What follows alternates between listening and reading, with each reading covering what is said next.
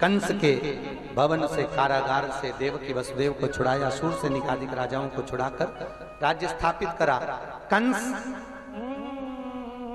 की धर्म पत्नी अस्थि प्राप्ति दौड़कर अपने पिता जरासंध के पास गई। तुम्हारे जमाई की हत्या कर दी है, बदला लीजिए। जरासंध ने 13 छोड़ी सेना तैयार करी, आक्रमण करा। बार बार जरासंध हार जाता है, भाग जाता है। भागवत कहती है जरासंध की कथा नहीं, जरा कहते हैं बुढ़ापे को। बुढ़ापे में व्यक्ति बार बार बीमार होता है, गोली दवाई खाकर ठीक हो जाता, पर भगवान की शरणागति कभी नहीं जाता। कितना पूरे जगत में, पूरी सृष्टि में फैला हुआ है ये वायरस कोरोना। मुझे तो लगता है लोगों ने कहा होगा प्रभु करुणा करो, करुणा करो, तो उन्होंने कहा कोरोना ले लेंगे।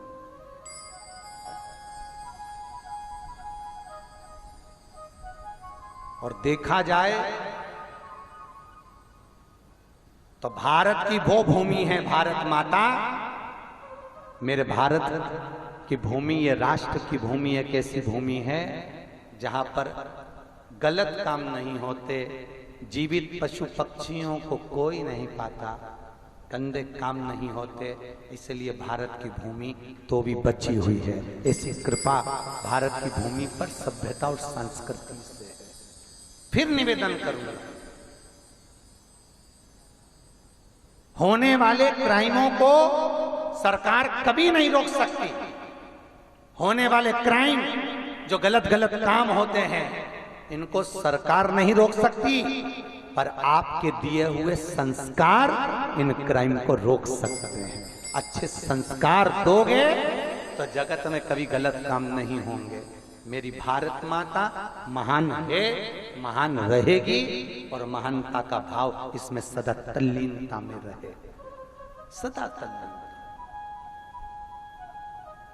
चंदन है इस देश की माटी, तपोभूमि हर ग्राम है, हर बाला देवी की प्रतिमा और बच्चा बच्चा राम है।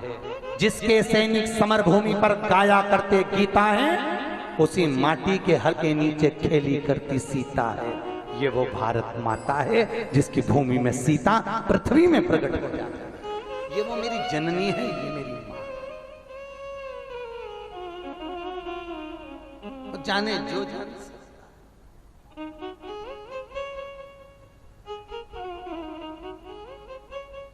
आप तो भजन करो, अग्निहोत्र करो, यज्ञ करो, घर में अगरबत्ती धूप बत्ती आदि तो आप लगाते ही हो, तो आपको ये वायरस से डरने की जरूरत नहीं है। आप बस हाथ पैर धो, भगवान का हवन पूजन स्मरण करते रहो, कुछ नहीं होना। भगवत चित्त धारण करो, स्मरण चित्त रखो, भगवान का भजन नित्य करो। जरासंध हार कर भागा, कालियावन को भेज दिया। कालियावन आया, भगवान युद्ध का मैदान छोड़कर भागे। मुचकुंद द्वारा कालियावन जलकर भस्म हुआ। भगवान बीच समुद्र में द्वारका बसाए, जहां के राजा द्वारकाधीश बनकर भगवान विराजमान हुए।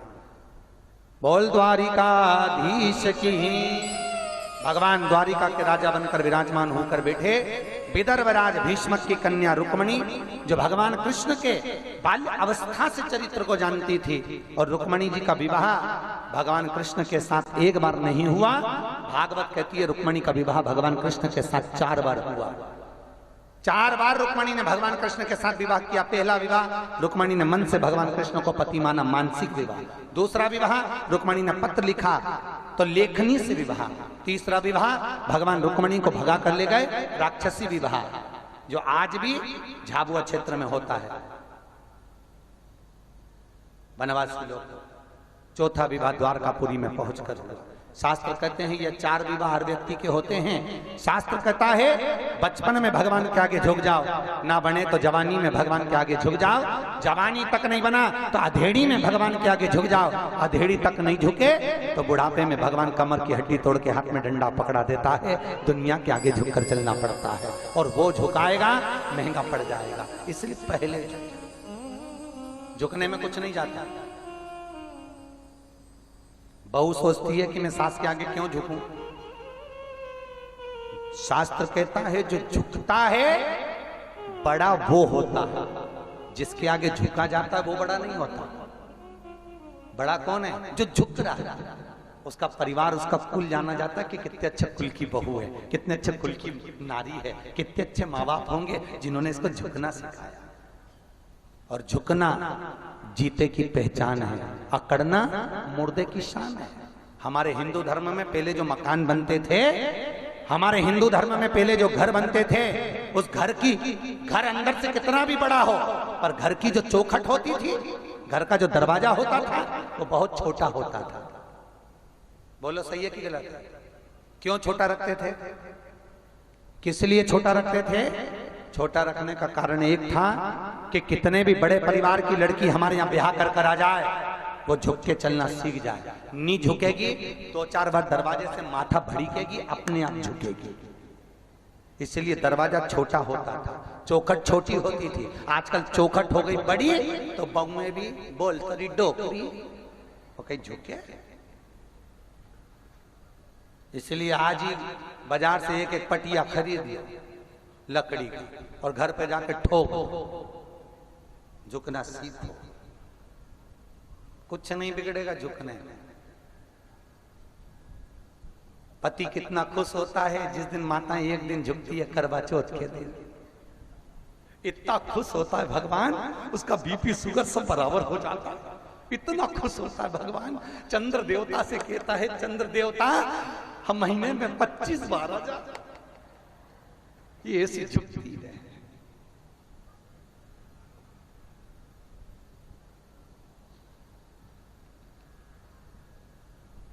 तुम्हारे झुकने से उसको प्रसन्नता। आप में से कितनी माताएं हैं जो अपने पति को रोज प्रणाम करती है? हाथ उठाओ। 1 2 3 3.5 बस रख लो। हे भगवान, मंडी दीप का क्या होगा? अच्छा जाने दो। अच्छा, तुम में से कितनी माताएं जिनके पति तुम्हें प्रणाम कर लेते हैं? तुम भले प्रणाम नहीं करो, परंतु वो जरूर कर लेता है। तेरे हाथ जोड़ो, चुप हो जा, जगदम तेरे पांव पढ़ लो, चुप हो जाओ। तुम भले मत पढ़ो, वो जरूर पढ़ लेता, वो जरूर बोल देता है चुप।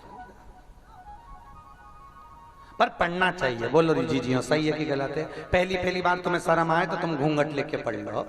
पहली बार उसको भी शर्म आएगी तो 500 का नोट देगा। पर शर्म आए तो पढ़ना जरूर है। पाँव पढ़ने में कुछ नहीं जाता। दीन बंधु दयालु दया कीजिए, कल से जो अपने पति को प्रणाम नहीं करे उसे उठा लीजिए। प्रणाम करने में कुछ जाता थोड़ी ना, प्रणाम करना चाहिए। अरे कुछ तो लेके जाओ भगवत जी में से। जब तुम कथा में से जाओगी, थोड़ी बदली बदली नजर आओगी, तो घर के लोग सोचेंगे कथा का असर हुआ। नहीं तो जैसी थी बेसी की बेसी हर कथा में जाती, पर कुछ तो लेके आती नहीं, बस प्रसाद का दोना लिया था। तो क्या मतलब का? आज तुम जाना और ऐसे सिर पे पल्लू लेके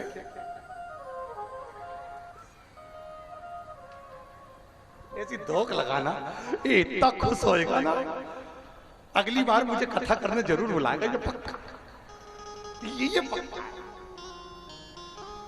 नियम बना लो बस। कथा का असर थोड़ा सा दिखना चाहिए, अच्छा लगता है।